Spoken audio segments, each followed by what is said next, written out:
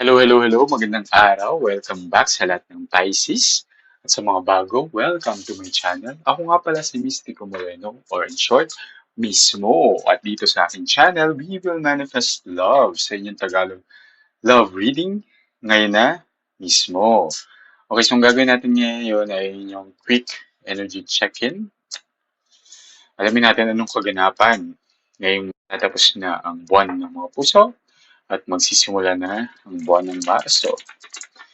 So, habang binabalaso ako ng cards, gusto kong magpasalamat sa lahat ng Pisces na sumusuporta sa aking channel. Thank you very much. At sa mga bago, sana supportahan nyo rin ang aking channel by subscribing, okay, and by liking this video, engaging sa comment section, and sharing it sa inyong mga friends and family na Pisces na nangangailangan ng guidance from the universe. Okay, so gagawin ko ay bubunot ako ng 2 cards each for the recent past, present, and near future. And interpret natin siya each.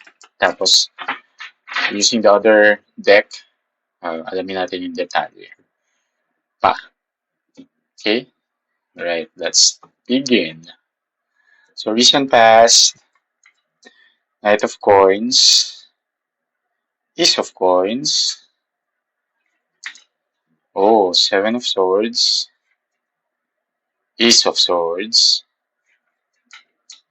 Ten of Wands, sa future, near future, and Four of Wands.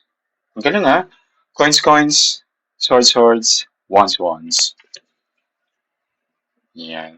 So, wala namang very strong energy ng any specific sign. So, any sign. Pwede yun yung sign ng person ninyo. Okay. So from coins to swords to wands. Okay. So from something physical to thoughts and then to desires. Ooh. Okay, sige. Interpret natin. So in the recent past, with your person in mind, okay, there's so much consistency naman sa pag-express ng pagmamahal. Okay? And very, nakikita siya, very visible. Alam mo yun, nagma-manifest siya into actions. And ito, yun yung nag-invest talaga kayo dito sa connection na to. And you and this person is putting or showing effort naman na mag-work itong relationship na to. Okay, so you're both invested and ayan, may consistency naman nga sa pag-express. However, at the present moment, yan yung recent past, okay? So at the present moment, may naging issue lang. Okay, kasi lumabas to si Seven of Swords eh. And you were deceived. Okay, and you want to know the truth. Kasi it's a card of deception and finding out the truth, or you want an honest conversation from this person, ano ang nagaganap at bakit kanya dineceive. Alamin natin yung detail mamaya, pero at the moment, may deception na naganap and you want to find out the truth. Okay? At gusto niyong pag-usapan yun currently because Suit of Swords is a card of suit of communication din. So, from something na nangyari, ito parang pinapakita nga, parang nagpapakita ng effort, visible siya, nakikita mo siya, pero biglang may deception. Were you deceived in the recent past? Malalaman natin later. So, in the near future, magiging ano nga siya, itong relationship naman is so Ten of Wands and Four of Wands. Okay. So when it comes to the Ten of Wands, yun lang, parang meron lang feeling na ala, tinatest tayo ni Universe.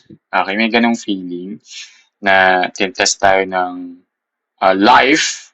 So there will be a bit of struggle when it comes to the relationship, but it will end naman good because of the Four of Wands. So maybe magkakaroon lang kayo ng konting tampuhan, di pagkakaunawaan, but in the end, or at the end of the day, you will be reunited and maayos nyo naman kung ano man yung mga issues na yun. Okay? Sige, tingnan natin. Ano bang supporting details using this deck? At habang binabalasa ko to, gusto kong i-remind ang lahat that this is a collective reading. Meaning, pwedeng nasagap ko yung energy nyo or not. So, it may or may not resonate. So, kung di nag-resonate, means hindi para sa inyo itong reading na to. Abangan nyo na lang yung mga susunod ko pang reading para baka doon ay mag-resonate na. Baka doon nasagap ko na yung energy nyo. Okay? Alright. Sige. So, ano nga ba tong pinapakita in the past? Bakit mukha namang stable? Okay, Knight of Wands and Five of Pentacles. Okay, so si Five of Pentacles, okay, parang in the recent past nga, parang ina-express ng maayos, nag-i-invest, pinapakita na nag-i-invest, but parang ano lang siya, act. It's just an act. Kasi nakikita mo eh. Kasi dito, lumabas si Five of Pentacles, which is, there's lack of affection and love. Parang hindi siya 100%. Parang nasa 50% nga lang eh. Kasi pinapakita naman niya, tinatry naman itong tao na to na ipakita siya, pero kulang. And as shown here by the Knight of Wands, nga na, alam mo yun, yung tinatry niyang bigyan ng excitement na parang very eager siya na mag-invest. Pero sa present kasi, na laman mo that you were deceived. Yan natin. Okay, so Page of Swords and Two of Cups. Okay, so as shown here by the Page of Swords, okay, and Two of Cups, na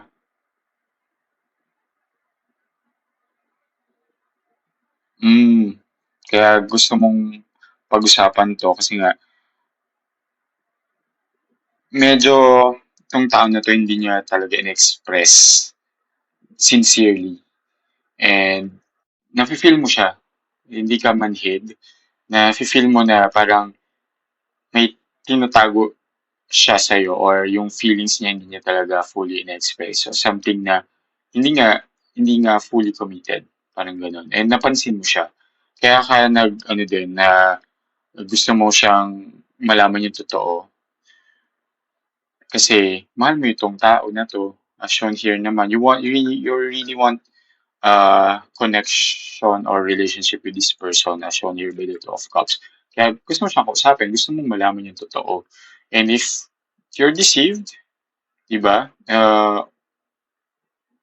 Parang, hindi siya parang talagang niloko ka niya, di ba? Parang hindi niya express din sa'yo fully na hindi pa 100% yung nararamdaman niya sa'yo. Okay?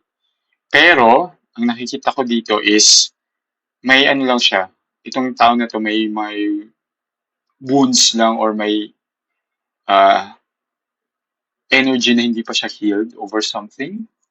Okay? Kaya naapektuhan yung commitment niya sa iyo. Kasi here in the near future, you will be, ano eh, there will be a pause nga. Kasi nga parang, ang nakukuha kong energy dito is, sasabihin mo dito sa tao na to na, okay, pag-isipan mo muna, let's take a break, let's pause for a while, pag-isipan mo, balikan mo ako.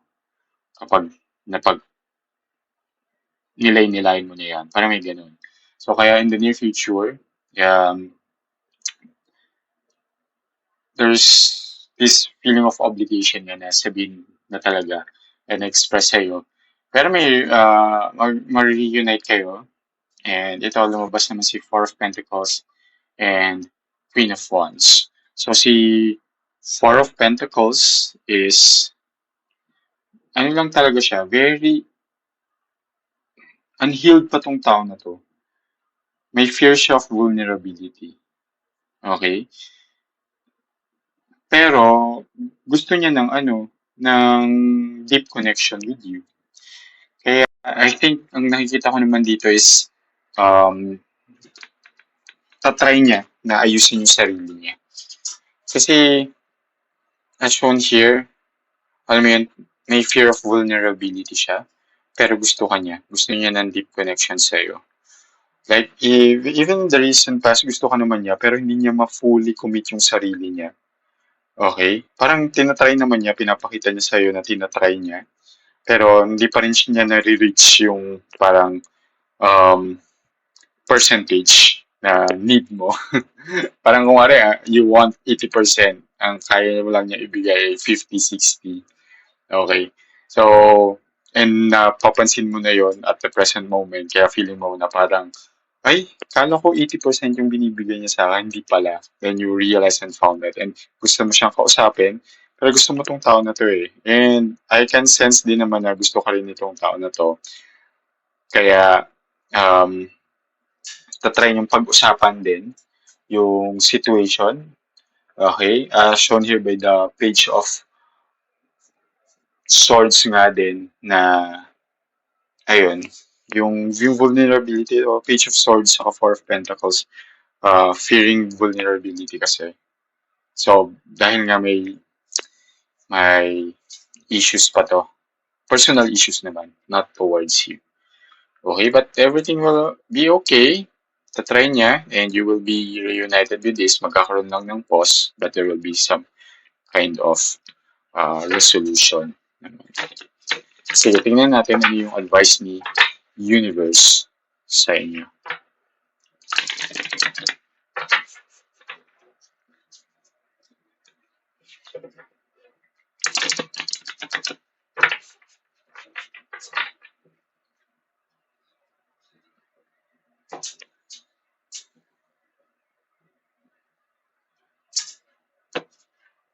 So the advice is focus on your blessings. Yeah. Okay. Sige. So, ang sinasabi dito, adjust your taste to what you deserve. Focus on your blessings. And the mantra here is, basahin ko lang.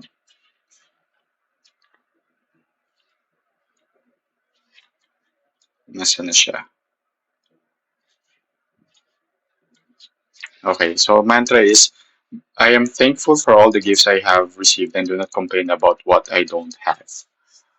Okay, so I think ang sinasabi lang dito is, yun, you don't have the full 100% from this person. Pero parang sinasabi ni universe is, for now, kasi unhealed pa nga tong person na to, allow this person to heal, and be happy muna. At least tinatry naman niya, effort naman siya to give what he or she can give to you. Kahit 60% man yan, hindi niya na-meet yung 80% na gusto mo, binibigay pa rin naman niya yung 60% kasi at that moment, yun pa lang yung kaya niya ibigay. So, be grateful that this person is still willing and making effort na ibigay itong 60% para sa iyo. Okay, so I hope this resonates and sana it help and mag-guide kayo sa inyong mga decisions, pero nasa sa inyo pa rin yan what you want to do in life. Okay? So, ayun, abangan nyo na lang yung susunod ko pang love reading dito lang sa aking channel. Ako si Mystico Moreno, or in short, mismo. Kita kits, ingat!